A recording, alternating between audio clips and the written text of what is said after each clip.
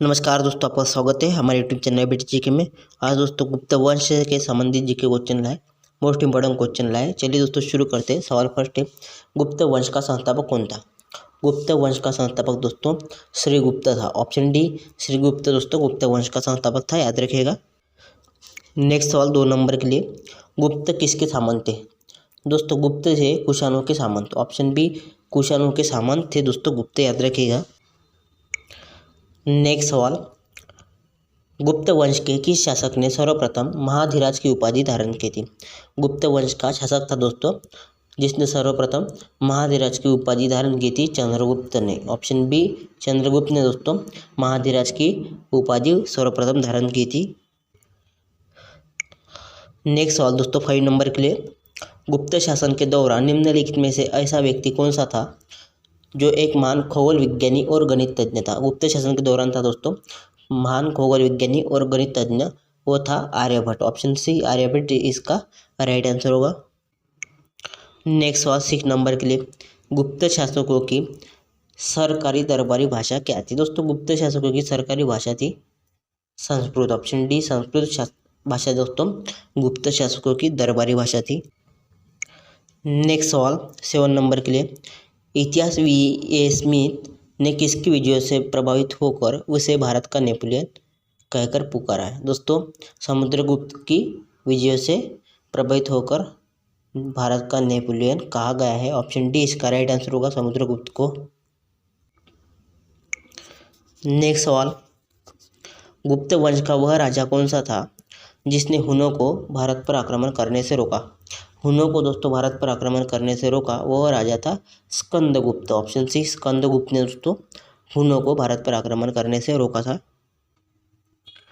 अगला सवाल 9 नंबर के लिए, गुप्त राजवंश किसके लिए प्रसिद्ध था? किस लिए प्रसिद्ध था दोस्तों गुप्त राजवंश?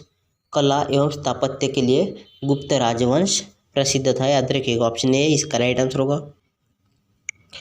नेक्स्ट सवाल, अजंता कलाकृतियाँ किससे संबंधित है? अजंता कलाकृतियाँ दोस्तों गुप्त काल से संबंधित है। ऑप्शन ए डी दोस्तों राइट आंसर होगा, गुप्त काल से संबंधित अजंता कलाकृति है। नेक्स्ट सवाल 11 नंबर के लिए, कुछ विद्वानों के अनुसार कवि कालिदास किसके राजकवि थे? दोस्तों कवि कालिदास दोस्तों चंद्रगुप्त द्वितीय विक्रमादित्य के राजकवि थे। ऑप्शन सी इसका राइट आंसर होगा। अगला सवाल, अजंता चित्रकारी विषय वस्तु निम्नलिखित में से किससे संबंधित है? अजंता की दोस्तों चित्रकारी विषय वस्तु है वो बौद्ध धर्म से संबंधित है। ऑप्शन बी बौद्ध धर्म इसका राइट आंसर होगा। नेक्स्ट सवाल, उत्तर गुप्त युग में जो विश्वविद्यालय प्रसिद्ध हुआ था वह कौन सा था? दोस्तों उत्तर गुप्त युग में विश्वविद्यालय प्रसिद्ध हुआ वो था नालंदा विश्वविद्यालय। ऑप्शन सी नालंदा इसका राइट आंसर होगा। नेक्स्ट सवाल, यरन अभिलेख का संबंध किस शासक से है? यरन अभिलेख का संबंध दोस्तों भानुगुप्त से है। ऑप्शन डी भानुगुप्त से है दोस्तों यरन अभिलेख का संबंध है। नेक्स्ट सवाल, फाहियान किसके शासनकाल में भारत आया था? दोस्तों फाहियान चीनी यात्री था जो कि चंद्रगुप्त द्वितीय के शासनकाल में भारत आया था। ऑप्शन डी चंद्रगुप्त द्वितीय के शासनकाल में फाहियान भारत आया था। अगला सवाल, भारतीय संस्कृति का स्वर्ण युग जिसे गोल्डन एज था वो था स्वर्ण युग गुप्त काल। ऑप्शन डी गुप्त काल को दोस्तों स्वर्ण युग कहा जाता था। नेक्स्ट सवाल, फाहियान कहाँ का निवासी था? अभी बताया फाहियान चीन का निवासी था दोस्तों। ऑप्शन सी चीन का निवासी था फाहियान। नेक्स्ट सवाल, सेतुबंध का रचनाकार प्रवरसेन द्वितीय किस वंश का शासक था? दोस्तों सेतुबंध का रचनाकार प्रवरसेन द्वितीय था वाकाटक वंश का शासक था। ऑप्शन सी वाकाटक इसका राइट आंसर होगा। नेक्स्ट सवाल 19 नंबर के लिए, किस गुप्तकालीन शासक को कविराज कहा गया था? गुप्तकालीन शासक था दोस्तों जिसे कविराज कहा था वो था समुद्रगुप्त। ऑप्शन सी समुद्रगुप्त को दोस्तों कविराज कहा था। नेक्स्ट सवाल 20 नंबर के लिए, स्कंदगुप्त को किस स्तंभ लेख में शक्रोपम कहा गया था? स्कंदगुप्त को दोस्तों स्तंभलेख में शक्रोपम कहा गया था वो था स्तंभलेख कौहम स्तंभलेख।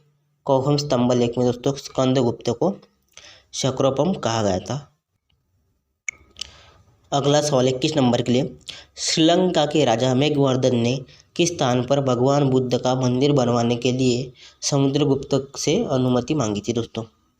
श्रीलंका के राजा थे मेघवर्धन दोस्तों, जिसने समुद्रगुप्त को अनुमति मांगी थी भगवान बुद्ध का मंदिर बनवाने के लिए। वह जगह थी दोस्तों बोध गया। ऑप्शन बी बोध गया इसका राइट आंसर होगा।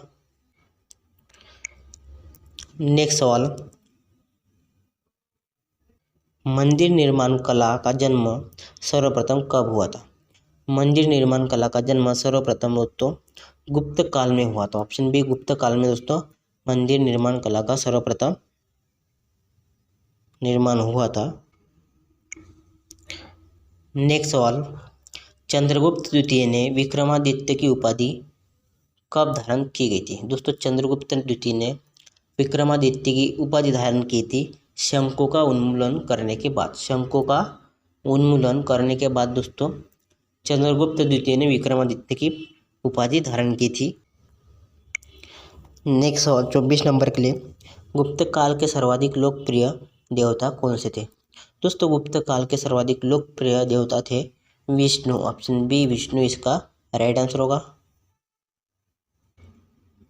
नेक्स्ट सवाल 25 नंबर के लिए, चंद्रगुप्त द्वितीय ने अपनी किस विजय की खुशी में चांदी के सिक्के विशेष सिक्के जारी किए थे। दोस्तों चंद्रगुप्त द्वितीय ने चांदी के विशेष सिक्के जारी किए थे शंखों को पराजित करने के बाद। ऑप्शन सी शंखों को पराजित करने के बाद दोस्तों चंद्रगुप्त द्वितीय ने चांदी के सिक्के जारी किए गए थे। अगला सवाल 26 नंबर के लिए, मेहरौली दिल्ली स्थित लौह स्तंभ का निर्माण किस सदी में हुआ था। दोस्तों दिल्ली में स्थित मेहरौली लौह स्तंभ का निर्माण चतुर्थ सदी ईस्वी में हुआ था। ऑप्शन ए चतुर्थ सदी ईस्वी में मेहरौली दिल्ली का स्थित लौह स्तंभ का निर्माण करवाया था। नेक्स्ट सवाल 28 नंबर के लिए, धन्वंतरी कौन थे। दोस्तों धन्वंतरी थे चंद्रगुप्त विक्रमादित्य के राज दरबार के नवरत्न में से एक जो कि प्रसिद्ध चिकित्सक थे दोस्तों प्रसिद्ध चंद्रगुप्त विक्रमादित्य के राज दरबार के नवरत्न। 29 नंबर सवाल, गुप्तकालीन शासन प्रणाली किस प्रकार की थी।